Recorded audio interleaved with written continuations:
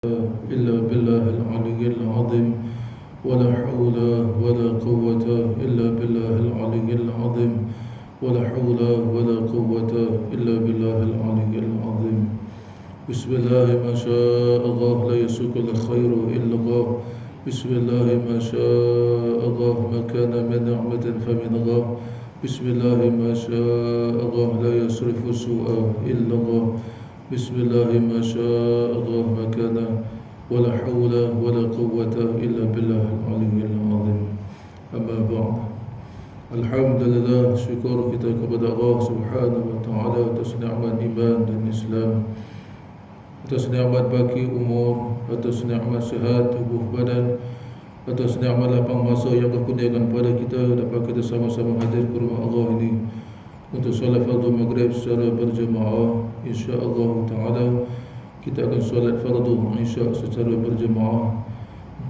Mudah-mudahan amal kita yang sedikit ini dinilai di sisi Allah Subhanahu wa taala sebagai amal yang soleh, amal yang bermanfaat di dunia maupun di akhirat. Amin ya Allah, amin ya rabbal alamin. Kehidupan kita sentiasa dilingkungi oleh masa, seperti mana Allah Subhanahu wa taala firman, wal 'asri, demi masa, sesungguhnya Allah bersumpah dengan masa. Kerana berubahnya masa, maka berubahlah manusia itu, dan daripada satu saat ke satu saat berubah umurnya, maksudnya makin menghampiri kepada alam kematian, kubur menghampiri. Maka sebab itu Allah bersumpah dengan nama masa, dengan masa ini, kerana manusia tidak boleh buat masa itu, melainkan manusia mesti menguruskan masa itu. 24 jam yang Allah jadikan adalah cukup untuk manusia. Manusia itu sendiri yang mengatakan tak cukup, sedangkan Allah jadikan masa itu cukup-cukup.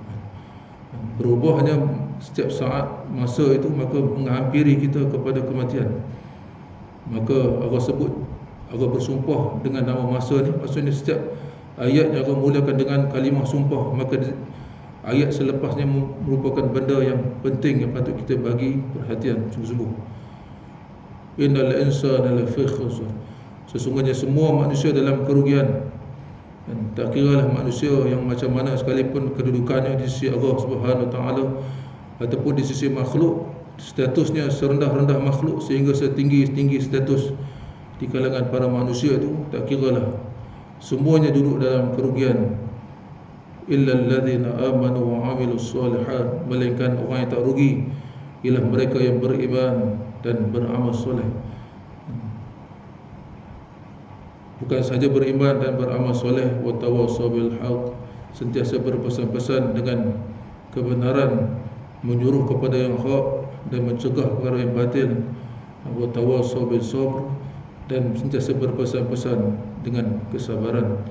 Sabar dalam mentaati perintah Allah Subhanahu wa taala, menjalankan segala Allah perintah, dan sabar meninggalkan apa juga larangan Allah, dan sabar dalam menghadapi apa juga ujian dan takdir Allah Subhanahu wa taala, sama ada yang baik ataupun yang buruk. Maka mereka itulah orang-orang yang beriman, yang tak masuk di kalangan orang-orang yang rugi. Maka sekiranya kita nak duduk di kalangan orang-orang yang berjaya di dunia dan lebih-lebih lagi di akhirat, maka di dunia ini adalah tempat untuk kita mencari bekal. Merupakan matlamat utama Allah menghantar kita ke muka bumi ini adalah untuk beribadat kepadanya, untuk kenal dia, mencari seberapa banyak bekal. Kerana perjalanan untuk kita harungi, untuk menuju ke jalan akhirat adalah jauh, kampung kita akhirat kita jauh. Maka bekal yang kita perlukan merupakan bekal yang banyak, dan perlu pada bekal yang secukup-cukupnya. Dan nak cari bekal pun ada panduan dia. Allah sebut dalam Al-Quran, wabtaghi fima ataka Allahu darul akhirah, berebutlah kamu, bersegeralah kamu kepada mencari habuan kamu di negeri akhirat. Cara nak dapat habuan di negeri akhirat itu syurga, dan ada cara dia, dan bekal yang kita nak cari. Wala tansa nasibaka minad dunya, dan jangan kamu lupa apa yang telah aku sediakan untuk kamu di dunia, iaitu ilmu, iman dan amal. Dengan 3 alat ini yang Allah jadikan pada kita, maka dengan 3 alat ini untuk kita mencari bekal. Jadi salah satu cara yang kita duduk sekarang ni, belajar ilmu ni, adalah satu cara untuk kita mengumpulkan bekal, iaitu menuntut ilmu. Ilmu bukan sebarang ilmu, ilmu yang diwajibkan oleh Allah Subhanahu Wa Taala untuk kita tuntut. Maka tidak, kalau kita cuai dalam menuntut akan ilmu fardu ain, maka akan dituntut oleh Allah Subhanahu Wa Taala di negeri akhirat. Jadi kebaikannya, kelebihannya kembali kepada kita. Allah tak ambil manfaat sedikit pun. Jadi Allah jadikan, Allah wajibkan untuk kita belajar ni, faedahnya kembali kepada kita balik. Kita yang, kalau kita tak rebut, kalau kita tak ambil peluang ini, maka kita yang rugi, kita akan diseksa di akhirat. Dan rugi, kita tak boleh balik kepada kampung kita dalam syurga. Rugi, kita yang rugi. Allah tidak ada ambil manfaat walaupun sedikit. Tengok kita bab yang ke-7. Waqala al-musannifu, telah berkata pengarang kitab Syekh Abdul Qadir bin Abdul Muttalib Al-Mandiri rahimahullah ta'ala, wa nafa'adahu bi ma'lumihi, mudah-mudahan memberi manfaat akan beliau yang mengarang kitab ini dan kita yang mentelaah akan ilmu dan mentelaah di ilmunya ini, manfaat fi daraini, manfaat di dunia maupun di akhirat. Amin ya Allah rabbal alamin. Muka surat 123. Kita sampai kepada sifat ataupun sifat keji yang ke-7, pada menyatakan kasih akan dunia ataupun hubbud dunia, cinta dunia, kasih kepada dunia. Sifat mazmumah ataupun sifat yang keji yang patut kita buang. Bila sebut cinta ni mesti jadi hamba tu. Bila kita sebut cinta ni mesti menghamba, sama ada hamba tu cinta pada makhluk ataupun cinta pada Allah. Kedua-dua membawa masuk kepada menghambakan diri. Kalau kita cinta pada makhluk, kita jadi hamba kepada makhluk. Kalau kita cinta kepada dunia, kita akan jadi hamba kepada dunia. Kalau kita cinta kepada Allah Subhanahu Wa Taala, cinta pada Rasul, maka kita akan cinta kepada Allah dan Rasul. Cinta ni tak boleh dibelah bagi. Kalau kita cinta pada dunia, maka kita tidak boleh cinta pada akhirat. Tak boleh bagi sama rata. Sebab Allah sebut dalam Quran, aku tak jadikan di dalam rongga manusia ini dua hati ataupun dua kalbu. Maksudnya kalau dia cinta pada satu benda, dia tidak akan cinta pada satu benda yang lain. Kalau dia menghadap, umpamanya kalau dia menghadap ke hadapan, dia tidak akan menghadap ke belakang. Dia tidak boleh buat dua benda dalam satu masa. Itu juga dalam masalah cinta ni. Kalau kita cinta dah menjadi sebati, mendarah daging dalam diri kita, cinta kepada dunia, maka kita tidak akan boleh cinta pada akhirat. Maka kita akan, bila cinta dunia tu, maka kita akan bersungguh-sungguh jadi hamba dunia. Dia duk nampak hanya dunia saja yang boleh bagi manfaat pada dia, boleh bagi mudarat, boleh bagi kesenangan, dan akhirat tidak boleh mendatangkan apa-apa pada dia. Yang dia nampak pada mata dia, bila dah cinta pada dunia tu, maka dia akan menghambakan diri pada dunia habis-habisan. Maka akhirat baginya tidak ada nilai. Bagi mereka yang cinta pada akhirat, maka dunia diambil sekadar saja untuk kehidupan. Sebab dia nampak pada hakikatnya kehidupan dunia itu adalah sementara, bertempoh 60-70 tahun, paling tinggi pun 90 tahun, 100 tahun. Tak ada manusia yang, amat-amat jarang sekali manusia yang sampai kepada 100 tahun. Amat jarang sekali. Sekali-sekala baru kita dengar ada seorang umur dia 100 tahun lebih, sekali-sekala. Kebanyakan manusia paling tinggi pun 90 pun jarang dah kita dengar sekarang. Kebanyakannya mati dalam tempoh umur dan tempoh 70 ke bawah ni, paling ramai tu. Jadi kita menghampiri mati, berjam celik kita menghampiri kepada mati, sedangkan bekal kita masih kurang, tuan. Bekal kita makin kurang, masih sikit lagi. Dosa-dosa kita banyak, sedangkan amal kita sedikit. Kita tinggal bertaubat kepada Allah. Sedangkan setiap dosa yang kita buat, wajib kita bertaubat kepada Allah. Dan amal ibadah kita, ilmu berkaitan solat kita, adakah kita solat selama umur kita ni? Solat kita ni berdasarkan ilmu yang kita belajar ataupun atas dasar ikut-ikutan sahaja? Kalau kita solat atas dasar ikut-ikutan saja, masih ada masa lagi, tuan-tuan. Masih ada nyawa lagi. Maka masih ada masa lagi untuk kita belajar hal-hal yang berkaitan, ilmu yang berkaitan solat. Begitu juga Al-Quran. Kalau kita tak pandai baca Quran lagi, tak lancar baca Quran lagi, kita masih ada umur lagi, modal masih ada kat kita, umur. Belajar tu, jangan malu-malu belajar. Bukan dalam masalah ilmu agama ni tak ada istilah malu. Malu tu daripada syaitan. Kan? Tak kira lah guru kita tu muda ke tua ke, kan? Ataupun dia apa, tak kira lah apa statusnya pun, yang penting ilmu yang ada pada dia tu yang kita nak.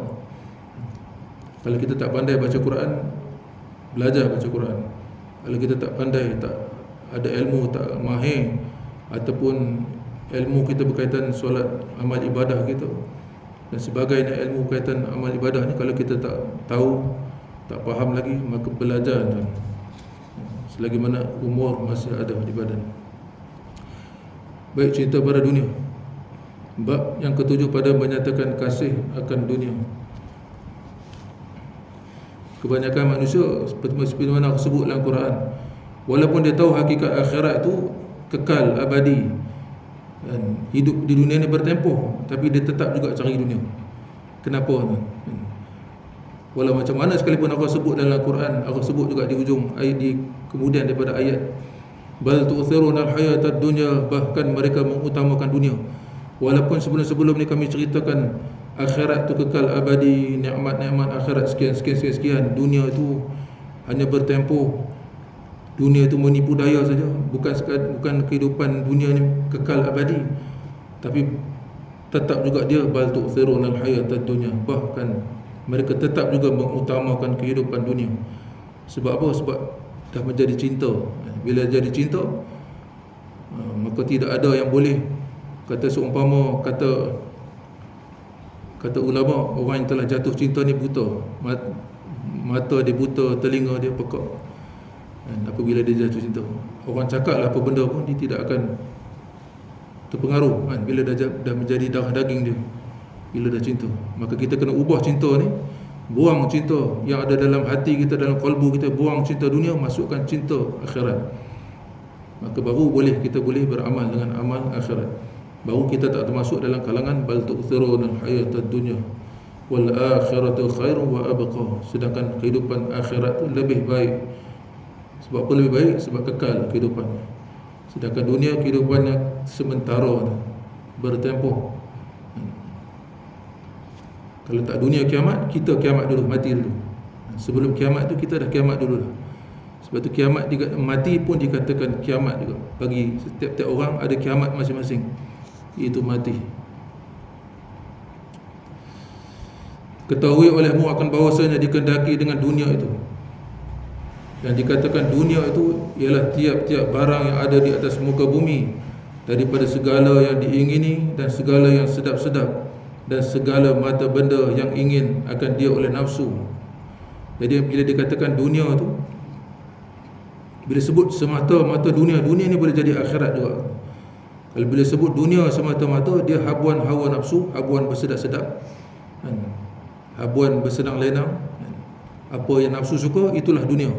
Kalau semata-mata kerana dunia, tak disulami ataupun tak diiringi dengan semata-mata kerana Allah, untuk mencari redha Allah, maka dia jadi dunia semata-mata.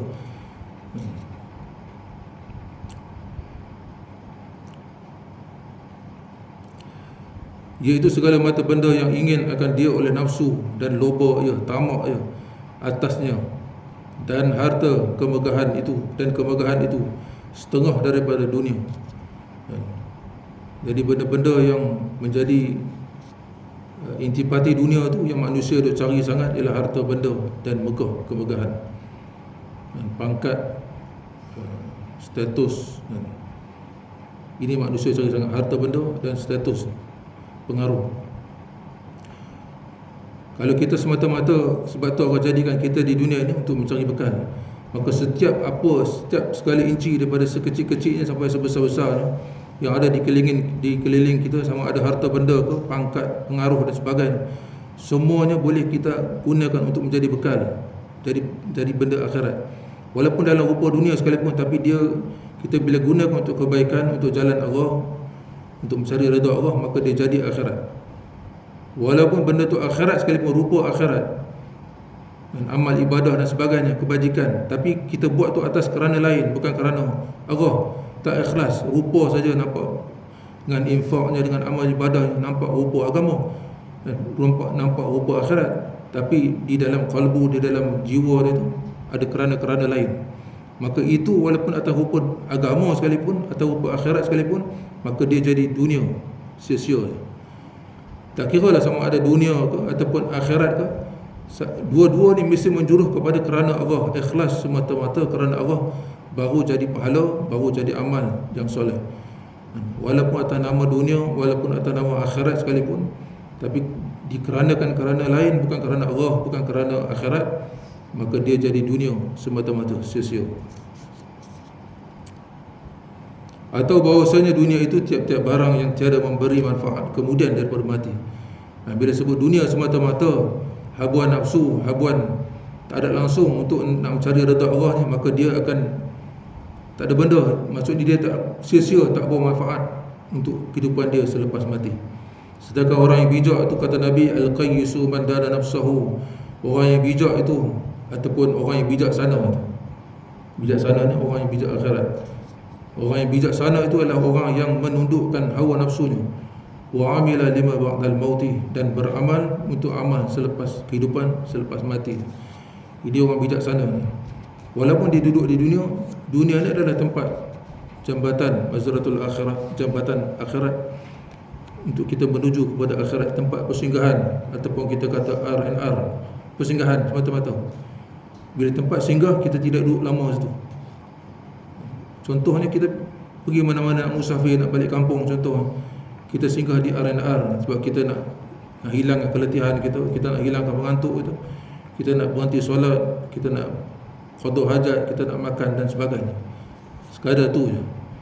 Kalau nak tidur pun sekejap, nak menghilangkan pengantuk. Kemudian kita akan lanjutkan perjalanan kita menuju kampung kita, destinasi. Begitu juga akhirat. Dunia ini ibarat macam tu. Kita dihantar ke dunia daripada alam roh. Kita dah berjanji di hadapan Allah, alastu bi rabbikum. Allah kata, adakah kamu menyaksikan bahawa aku Tuhan kamu? Kita kata, qalu bala. Kita kata, ya, kamu Tuhan. Kemudian bila kita dilahir di dunia, kita mulai lupa dengan perjanjian kita dengan Allah, silau dengan segala apa yang ada dalam dunia, terpengaruh, terkesima, terpegun dengan dunia ni. Maka Allah hantar Nabi dan para ulama dan seterusnya untuk memperingatkan kita tentang perjanjian kita dengan Allah Subhanahu Wa Taala dan kampung kita. Nak ingat kita, kampung kita bukan sini, kampung kita di sana, di surga. Sini hanya tempat persinggahan untuk kamu cari bekal sementara, bertempoh. Kamu akan balik kepada kampung kamu yang asal, iaitu kampung untuk nenek kita Adam dan Hawa. Kita akan balik ke situ. Jangan silap balik. Anda kata kita menyalahi, kita lupa tujuan kita diutus di muka bumi ni, kita buat benda lain. Sedangkan Allah perintah yang utama amal ibadah, mencari bekal, kita tak buat. Kita buat benda lain. Kita sekarang ni banyak yang terbalik, tuan. Banyak terbalik. Kebanyakan manusia dia jadikan kehidupan dunia dia cari harta benda, melancong sana sini, semua semata-mata kerana habuan nafsu dia. Dia kata itu nombor satu dia, ibadat tu nombor dua. Kita terbalik, tuan. Sedangkan amal ibadah kita tu adalah nombor satu. Kehidupan yang lain itu adalah sampingan-sampingan mata-mata.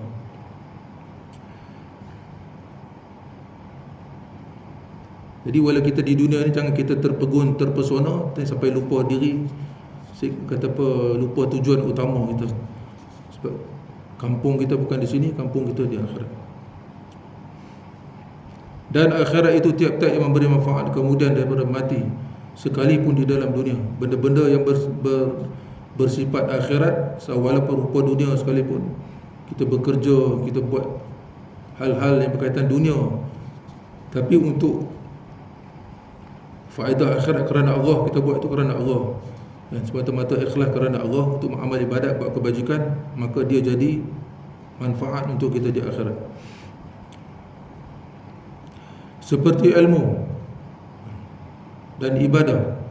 Ilmu yang kita ada, kita gunakan, tak kira ilmu dunia ke, ilmu agama ataupun ilmu dunia ke, kita guna untuk jalan akhirat, semata-mata untuk mencari redha Allah Subhanahu Wa Taala. Dengan ilmu yang kita ada, kita ajar orang, supaya orang dengan ilmu boleh mengimarahkan dunia. seperti mana yang Allah kehendaki, maka ia jadi ilmu yang manfaat. Walaupun selepas kita mati sekalipun, sekiranya digunakan oleh orang yang kita ajarkan ilmu itu untuk kebaikan, maka pahala mengalir untuk kita di akhirat walaupun kita dah mati sekalipun. Dikatakan 3 ilmu, 3 perkara yang walaupun kita mati sekalipun, maka pahala dia mengalir seperti mana mengalir sungai yang mengalir tidak berhenti-berhenti. Sadaqatan jariyah. Apabila matinya, iza mata abnu Adam, apabila mati akan anak Adam tu, qata amaluhu, maka terputus segala amal ila talas, melainkan 3. Sadaqatan jariyah, sedekah jariyah, sedekah yang mengalir sentiasa. Maksudnya contohnya kita jadikan sedekah jariyah ni satu sedekah yang kita buat seperti mana wakaf, benda yang untuk kegunaan umum. Contoh, kita buat jalan raya, tanah tu tanah kita buat jalan raya untuk orang ramai lalu, maka selagi mana orang menggunakan jalan tu, walaupun kita dah mati, pahala mengalir. Ataupun kita alirkan sungai,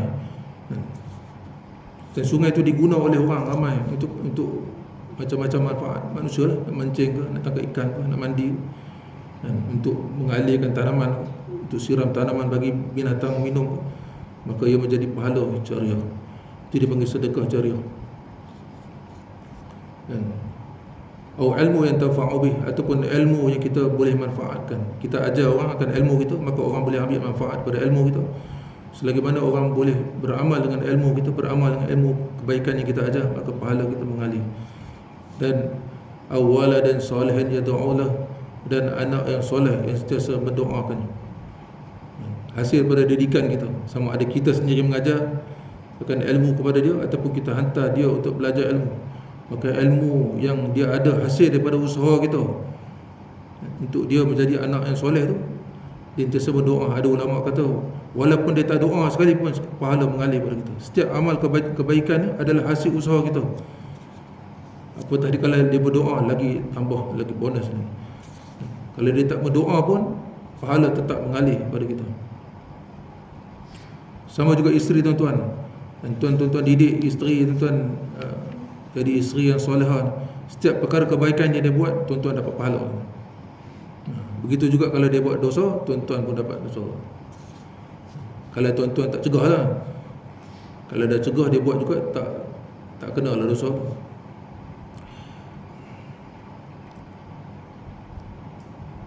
Dan seperti makanan yang menolong atas mengerjakan amal ibadah.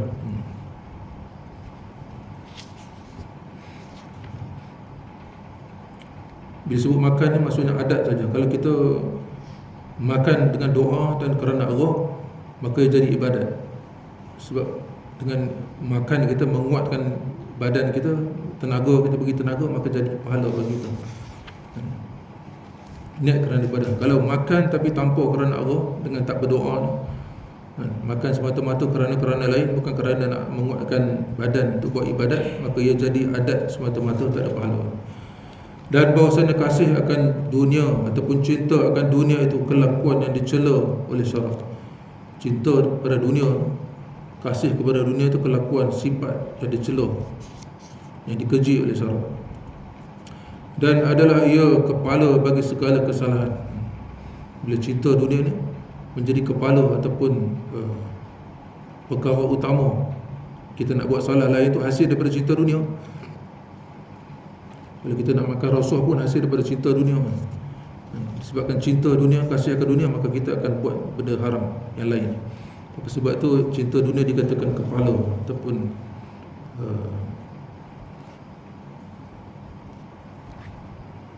dosa yang paling utama untuk buat dosa-dosa lain. Telah berfirman Allah Subhanahu wa taala, fa amma man tagha wa athara al-hayata ad-dunya fa innal jahima hiya al-ma'wa. Surah An-Nazi'ah. Itu surah ayat 33, An-Nazi'ah 37, 38, 39. Ayat 40. Wa amma man khafa maqama rabbih wa nahan nafsa 'anil hawa fa innal jannata hiya al-ma'wa. Fa amma man tagha, dan adapun orang yang tagha telah melampaui batas.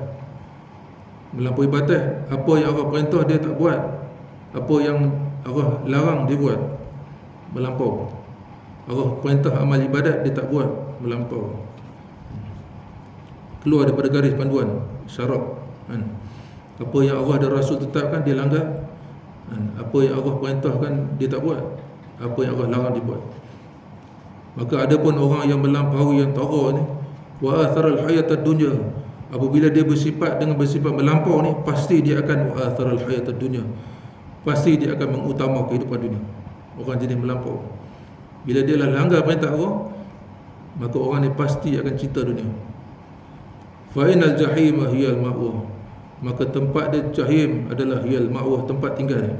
Neraka jahim adalah tempat tinggal. Sambungan ayat tu, ayat 40. Wa amma man khafa maqama rabbih, ni lawan bagi sifat tu, sifat orang cinta dunia. Dan adapun man khafa maqama rabbih, dan adapun mereka yang takut akan maqam Tuhan, mereka yang takut akan Allah. Wa nahan nafsu 'anil hawa, dan menahan, menundukkan hawa nafsu dia, keinginan syahwat dia. Fa innal jannata hiyal ma'wa, maka syurgalah tempat tinggal. Kita nak jadi mana satu? Kita nak jadi orang tara, nak melampau ke, ataupun kita nak jadi orang yang takut kepada Allah? Jadi orang yang takut kepada Allah ni termasuk dalam kategori orang takwa lah. Salah satu sifat yang utama bagi orang takwa ni, takut kepada Allah.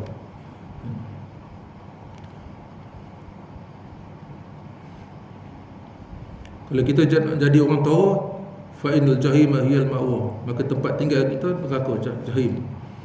Kalau kita nak jadi orang yang takut kepada Allah, orang yang bertakwa, maka tempat tinggal fa innal jannata hiyal ma'wa, maka tempat kita syurga, tempat tinggal kita adalah syurga.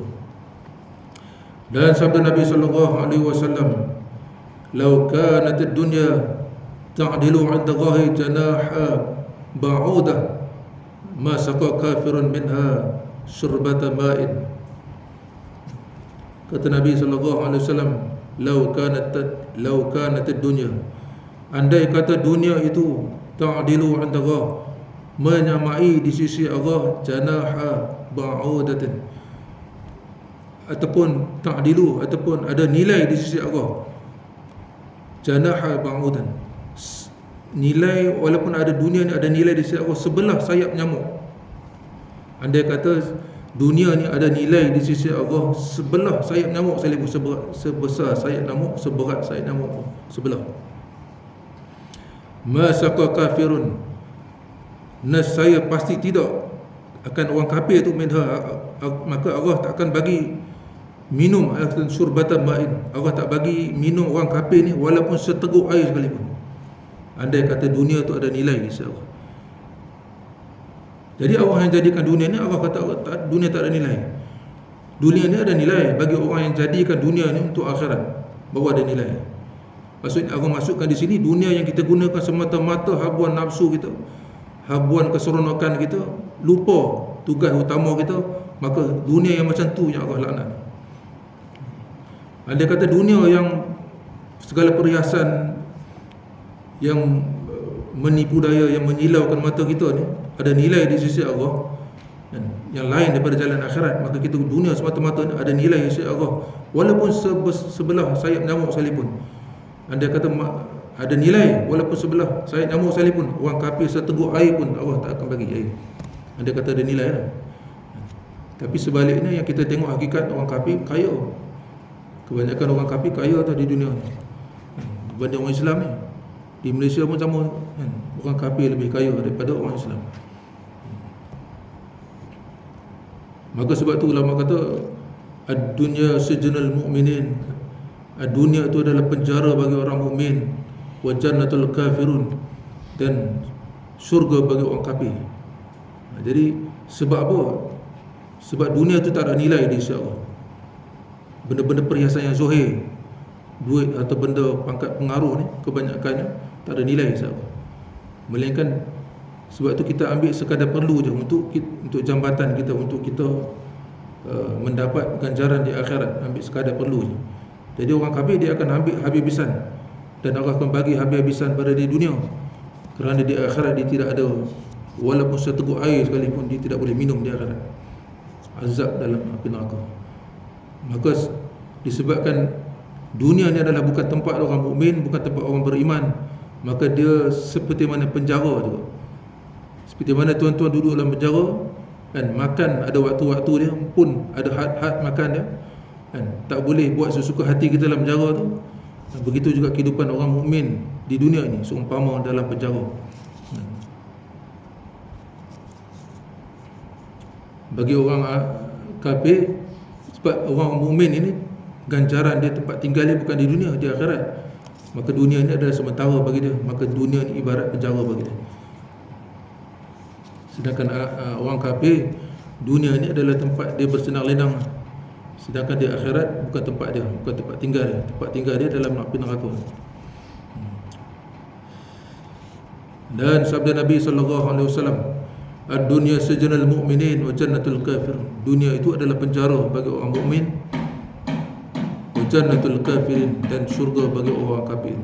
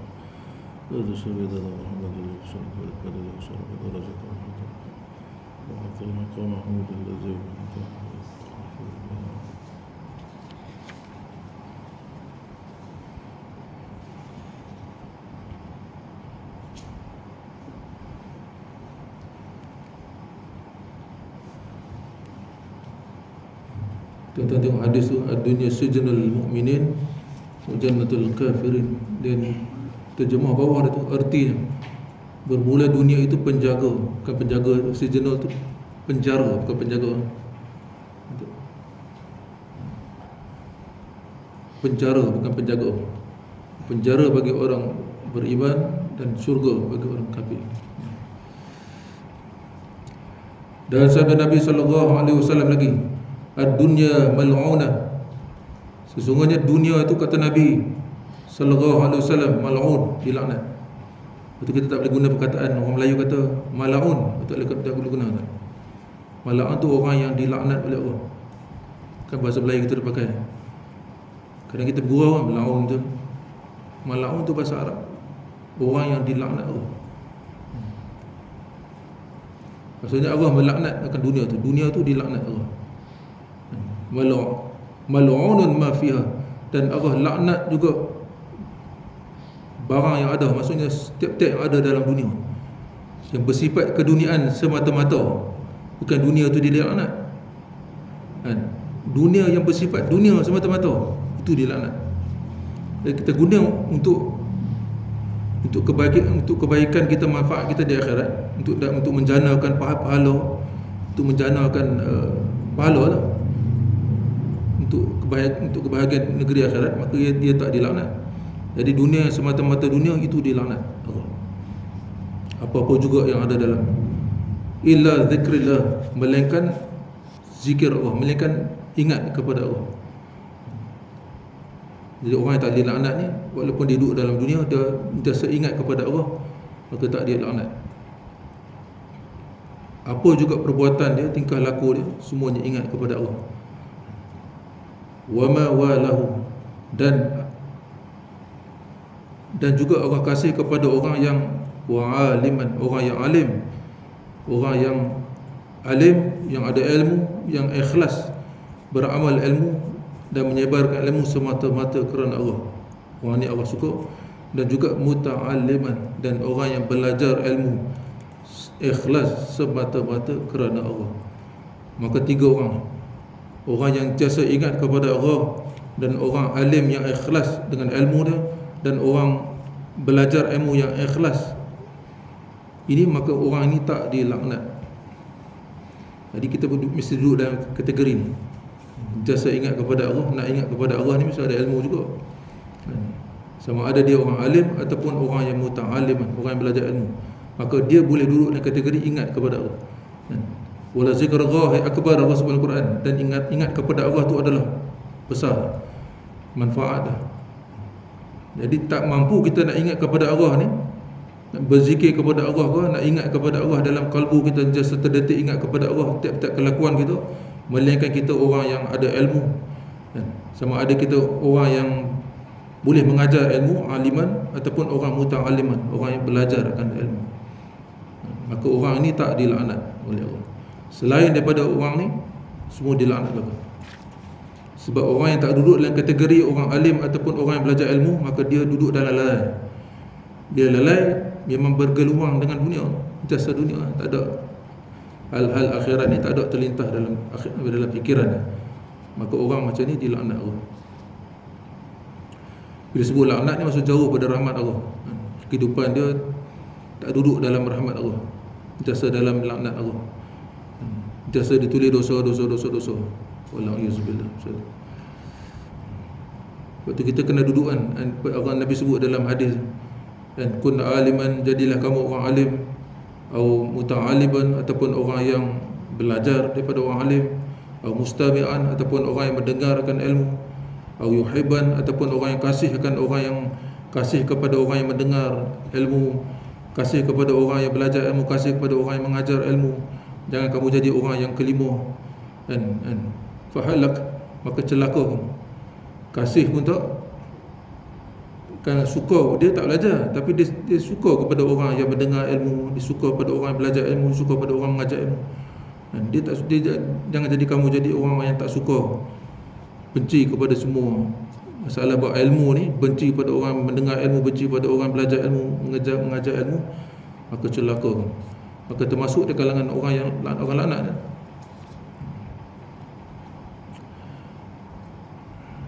Dan ketahui olehmu bahawasanya seperti adalah dunia itu dicela, demikian juga adalah ia perhumaan ataupun tempat bercucuk tanam bagi akhirat. Atau dunia ni jambatan akhirat, tempat kita mencari bekal.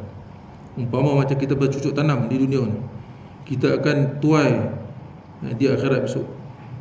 Selagi mengetam engkau akan pada akhirat, nanti kamu akan menuai hasil yang telah kamu tanam di dunia ni, di akhirat, akan barang yang kau tanam di dalam dunia daripada segala amal yang baik. Dunia ni ibarat bercucuk tanam.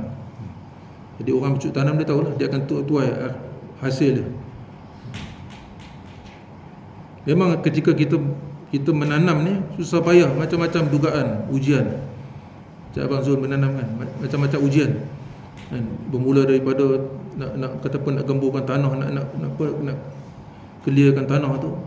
Lepas tu dah macam-macam lah kan? Susah. Ibarat itulah kita di dunia ni, mengumpul bekal tu payah di dunia ni. Susah payah kehidupan di dunia. Nanti bila kita dah menuai, nanti kita akan gembira, rasa seronok ketika menuai ni. Dan adalah ia tempat mencari bekal.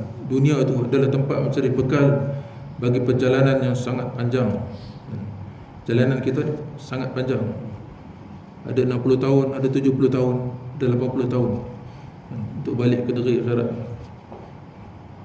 iaitu perjalanan ke negeri yang kekal. Sebagaimana firman Allah Subhanahu wa taala, "Wa tazawwadu fa inna khayra zadi taqwa." Berbekallah kamu, kumpullah bekal kamu di dunia ni, sementara hidup kamu ni di dunia ni. Sesungguhnya khayra zadi taqwa, sebaik-baik bekal itu adalah takwa kepada Allah.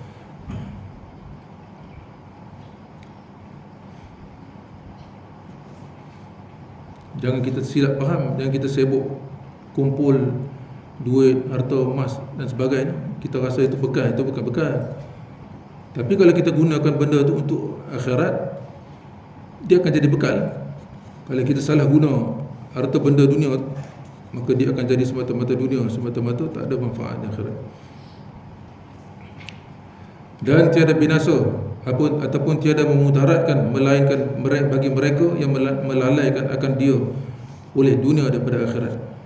Jadi manusia ni walau macam mana kehidupan dia di dunia sekalipun, selagi mana dia duduk dalam kalangan, dalam lingkungan taat kepada Allah dan gunakan harta benda yang Allah bagi pada dia, nikmat yang ada di dunia ini, maka dia gunakan untuk jalan akhirat, maka dia tak jadi mudarat bagi dia. Tapi kalau dia gunakan sebaliknya, semata-mata dunia, kepuasan hawa nafsunya, maka mudaratlah dia di akhirat, dan melupakan dia oleh segala kesedapan daripada perjalanan kita ni untuk balik ke akhirat. Kita kumpul bekal, jangan kita terpengaruh, terpesona, terpegun dengan tempat persinggahan kita. Seperti seorang yang musafir di dalam hutan dengan orang ramai, maka melihat dia buah-buahan di dalam hutan. Dia masuk dalam hutan ramai, satu kumpulan. Tiba-tiba dia jumpa buah-buah dalam hutan tu. Melihat dia buah-buahan di dalam hutan ni, nampak dia buah-buah, macam-macam jenis buah, maka bersungguh-sungguh dia memakan buah-buahan. Sungguh-sungguh dia makan buah durian macam-macam. Leka lah makan buah, dengan rambutan, dengan cempedak, dengan nangka, leka makan buah. Hingga ketinggalan ia daripada kaumnya. Kawan-kawan ni semua dah jalan, dia duduk sibuk makan buah tu. Dia lupa tujuan dia. Ini ibarat ni orang kita, ibarat macam ni lah. Ibarat kita bermusafir perjalanan. Dalam perjalanan kita nampak pokok buah macam-macam, kita pun makan, boleh nak makan. Kawan-kawan dia pun makan juga, tapi dia tak lupa tujuan. Kita bukan nak duduk sini nak makan sampai bila-bila ni. Kita ada tujuan, kita nak pergi. Tapi ada seorang daripada ahli kumpulan ni yang lupa diri. Makan pun sedap sampai lupa, sampai kawan-kawan pun tinggal pun dia tak sedar. Jadi tertinggalkan kawan, hingga ketinggalan ia daripada kaumnya, maka sesat ia. Jadi sesat. Tengok tiba-tiba tengok keliling, kawan-kawan dah tak ada kan. Menjerit panggil kawan pun tak tahu ke mana lah. Kawan-kawan pun tak sedar yang kata dia ketinggalan. Jadi sesatlah dia. Dan menerkam akan dia oleh binatang yang buas. Tinggal seorang, dia makan terkam dengan harimau.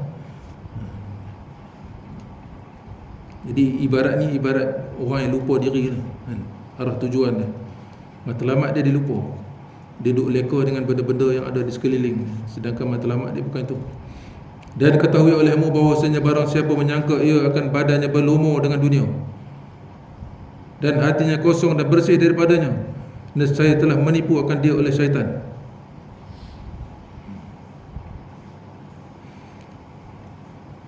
Kalau seorang tu duduk sangka kata diri dia tu berlumur dengan dunia, dan hatinya kosong dan bersih daripada dunia tu, nescaya telah menipu akan dia oleh syaitan. Kerana sabda Nabi sallallahu alaihi wasallam, innama mathalu sahibid dunya, sesungguhnya seseorang yang memiliki dunia, kal mashi, seperti mana orang yang berjalan fi ma'in.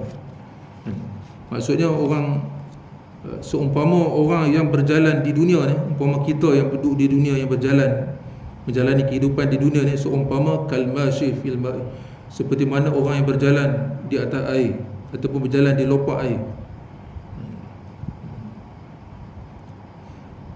Hal yastati'u alladhi yamshi fi ma'i, adakah dia mampu untuk berjalan pada air tu atau lopak air tu, alla tabtala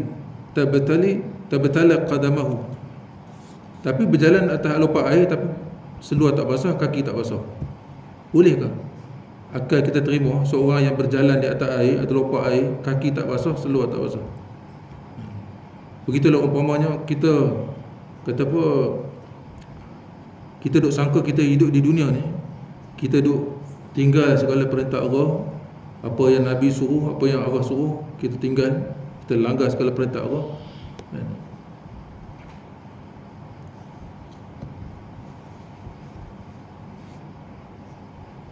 Kita duk sangka, kita rasa kita tak cinta pada dunia, sedangkan kita cinta pada dunia. Itu kita ditipu oleh syaitan. Tak ada masalah ni, kamu cari dunia banyak-banyak pun tak ada masalah. Tak ada masalah, carilah dunia. Kau buatlah ibadat sikit. Syaitan pun suruh kita buat ibadat, tapi dalam masa yang sama dia akan seberapa daya upaya dia akan halang. Dalam perjalanan kita duk cari harta benda tu, dia akan lupa kita. Sikit demi sikit, sikit demi sedikit. Jadi kita duduk dalam tipu daya syaitan. Umpama macam kita berjalan atas air, kalau kita tak hati-hati, tak selak, tak senteng seluar kita, maka seluar kita tu akan basah. Kena hati-hati dalam dunia. tak payah jalan je, tak basah pun kan, umpama macam tu lah. Jadi kita tertipu daya oleh syaitan.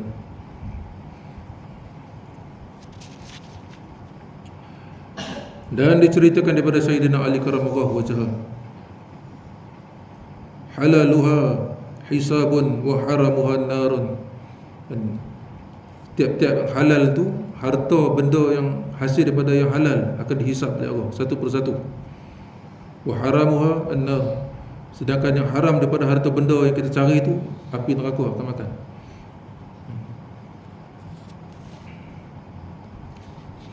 Maka harta benda yang kita cari walau banyak mana sekalipun akan dihisap oleh Allah satu persatu.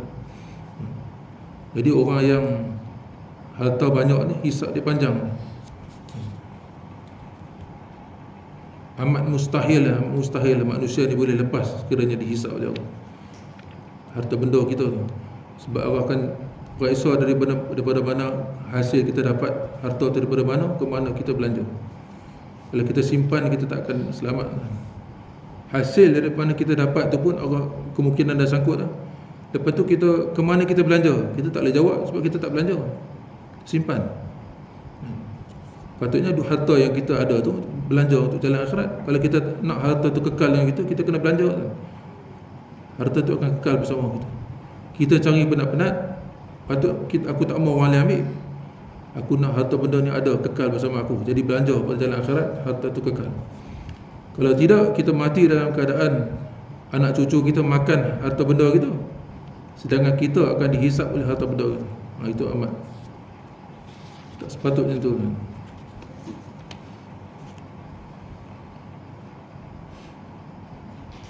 Dan diriwayatkan bahawa melihat oleh Nabi Isa AS akan dunia pada rupa perempuan tua yang sangat bodoh.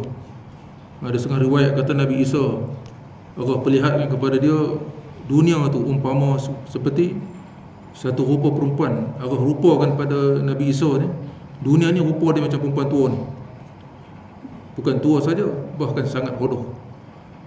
Atasnya daripada tiap-tiap perhiasan dalam tua, bodoh lagi, pakai macam-macam perhiasan, rantai dengan gelang perhiasan. Maka bersabda beliau baginya, maka kata Nabi Isa AS pada perempuan tua bodoh yang make up ni, pakai perhiasan ni, berapa orang suami yang telah berkahwin engkau akan mereka itu? Kata Nabi Isa, apa? Dengan rupa kamu yang dengan tua kamu dan bodoh ni yang pakai perhiasan ni, berapa ramai orang yang dah tertarik dengan kau ni? Kata Nabi Isa, berapa ramai orang yang di dunia yang tertarik dengan kau ni, terpikat dengan kau ni? Maka menjawab dunia itu, jawab perempuan tua tu, tiada dapat aku menghinggakan mereka itu. Ramai, tak terkira. Jadi kita duk kata apa, duk terpersona dengan dunia, duk asyik dengan dunia ni. Sebab sebenarnya kita tak tahu dunia tu bodoh. Kita je tertipu daya. Bila sebut perhiasan, benda tu asal tak cantik, tapi dihiaskan dengan benda-benda, maka jadi cantik dia.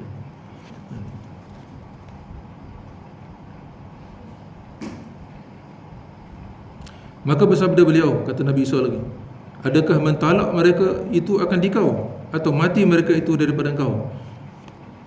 Adakah ramai-ramai orang yang terpegun, seumpama kahwin lah, kata, terpegun, terpikat dengan kau tu, di tengah perjalanan mereka tu, mereka mentalak, mencerai dengan kau, sebab dah tahu dunia ni sebenarnya bodoh, ditalak ataupun mati, sampai ke mati duk cinta dengan dunia. Maka berkata ia, bahkan aku punah sekali mereka itu, mati dalam keadaan macam tu, mati dalam keadaan cinta dunia. Maka bersabda Nabi Isa AS, tercengang aku bagi sekalian suami engkau yang tinggal. Pelik betul aku bagi suami engkau yang duk ada tu, yang duk setia sangat dengan kau tu, pelik betul aku tengok. Wow. Betapa tiada mengambil teladan mereka itu dengan sekalian suami engkau yang terdahulu. Sebab orang yang duk cinta pada dunia ni, yang duk hidup lagi ni, tak ambil teladan daripada orang yang dah mati. Apa kesudahan orang-orang yang engkar perintah Allah, mati dalam keadaan cinta dunia, tinggal amal ibadat mereka, lupa tujuan mereka di dunia, maka mati dalam keadaan macam tu. Kita tengok, tapi kita tak ambil iktibar. pelik Nabi SAW, tercengang. Allahu a'lam.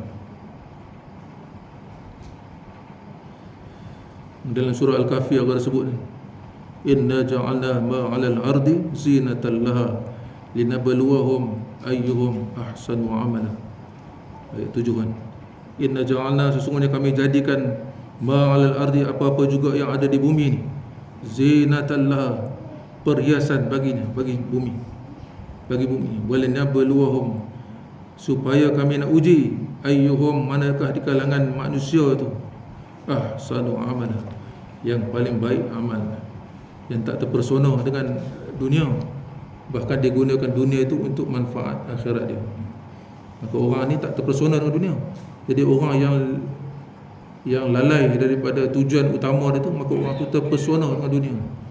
Ibarat macam dunia tu Allah gambarkan seperti mana perempuan tua yang bodoh, yang pakai perhiasan macam-macam, kita pun terpikat dengan dia, terpegun, umpama macam tu. Allah.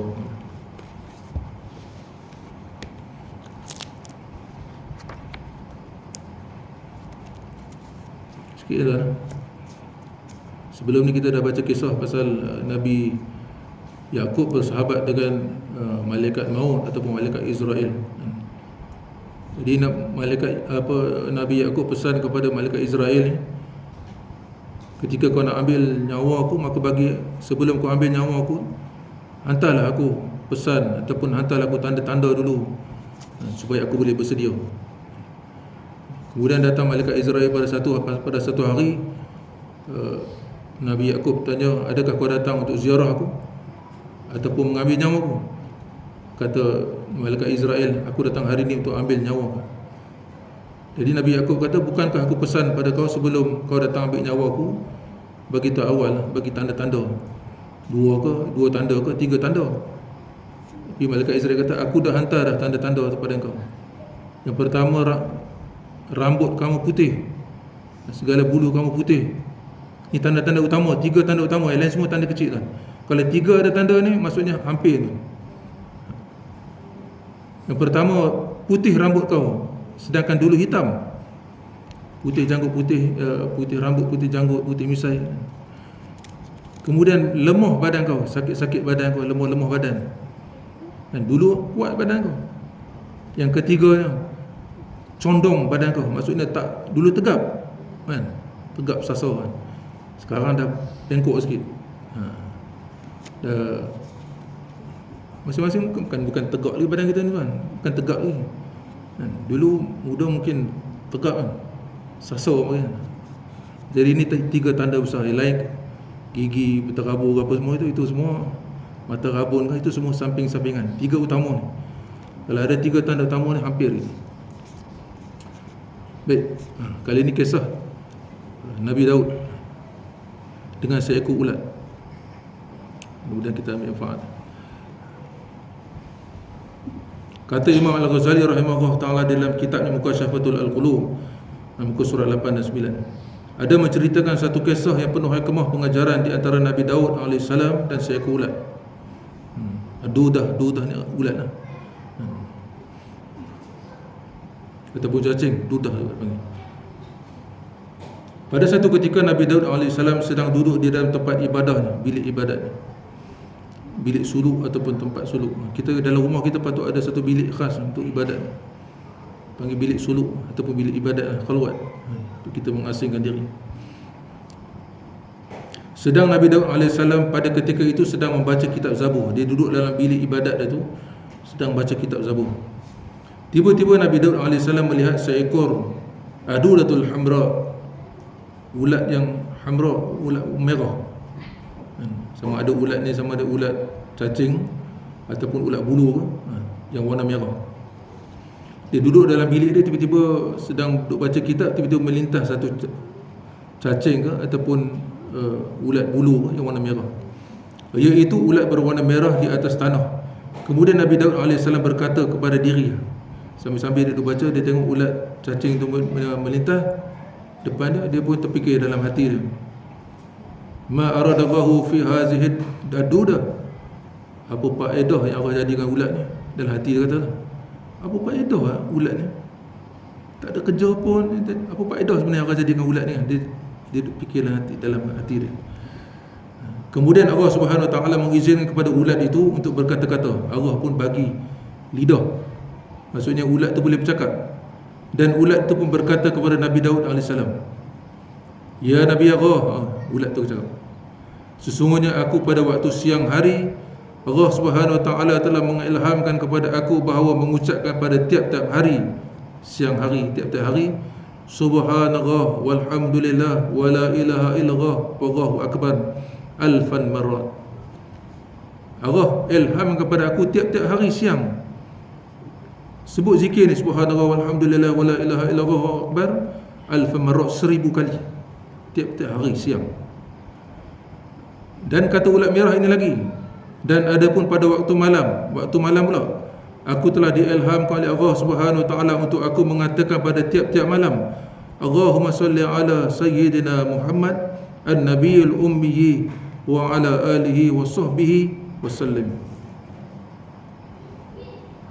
alfa marrat, 1000 kali. Maksudnya siang aku bertasbih, malam aku berselawat 1000 kali. Kemudian kata ulat merah itu lagi, bukankah tadi engkau mengatakan bahawa aku tidak ada faedah dan manfaat daripada tiap-tiap makhluk yang lain yang telah dijadikan oleh Allah Subhanahu Wa Taala?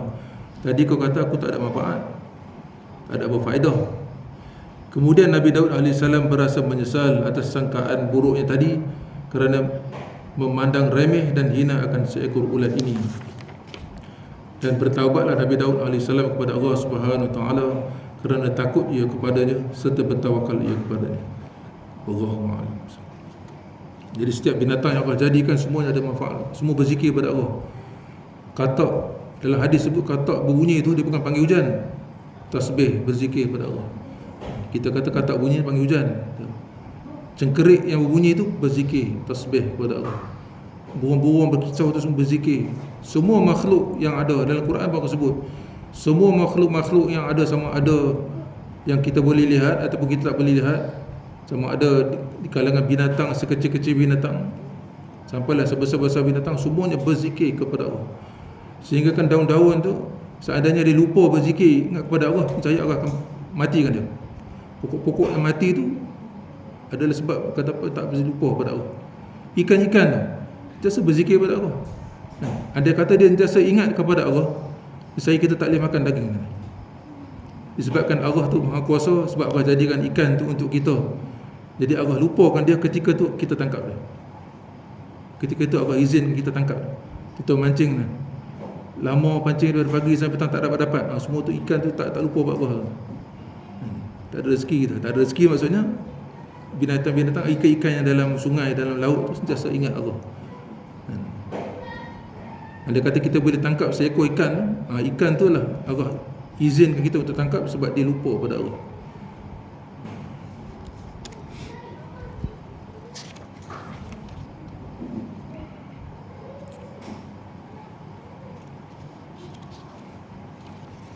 Jadi binatang ni Allah jadikan dia jasa berzikir, tasbih kepada Allah, tapi sifat takut tu dia tak ada. Sifat takut tu hanya ada pada manusia. Andai kata binatang ada sifat takut, contoh lembu, kalau dia ada sifat takut kepada Allah, saya kita tak boleh makan daging ni, kukuh kering tadi, tak boleh makan. Jadi dia jasa berzikir, bertasbih kepada Allah, tapi tak ada sifat takut seperti mana manusia ada takut. Ada kata binatang pun ada takut seperti mana manusia ni, khauf kan. Misalnya kita tak boleh makan daging, dia akan jadi kukuh kering, tinggal tulang. Allah. Contoh boleh amal ya. Subhanallah, alhamdulillah, wa la ilaha illallah, Allahu akbar. Dipanggil tasbih dan selawat ulat panggil. Tasbih dan selawat ulat. Ini selawat. Allahumma salli ala sayyidina Muhammad, ataupun kalau kita nak sambung Muhammadan Nabi ummi wa ala alihi wa sahbihi wasallam alfa marrat, 1000 kali. Allahu a'lam.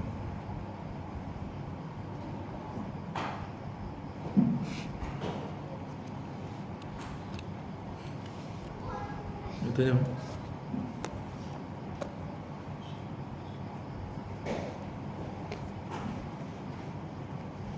Wira, ada tadi.